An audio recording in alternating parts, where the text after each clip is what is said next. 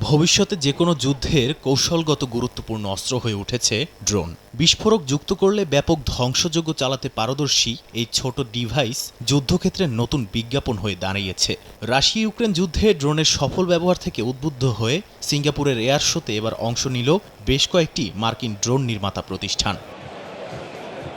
California ভিত্তিক এন্ডুরিল industries আর shield AI, এই দুই কোম্পানির নাম প্রতিরক্ষা প্রযুক্তি দুনিয়ায় আলোচনায় রয়েছে। সিলিকন ভ্যালির বিনিয়োগকারীরা বিলিয়ন ডলার ঢালছে, কারণ ড্রোন আর সামরিক এআই এখন উদীয়মান সেক্টর। শিল্ড এআই বলছে, জিপিএস আর যোগাযোগ ব্যবস্থা জ্যাম করে দিলেও তাদের ড্রোন গোয়েন্দা নজরদারি চালাতে পারবে, অর্থাৎ ইলেকট্রনিক যুদ্ধের মধ্যেও চোখ খোলা রাখার প্রযুক্তি। এই সক্ষমতাই এশিয়ার কয়েকটি দেশে তারা সরবরাহ করতে যাচ্ছে।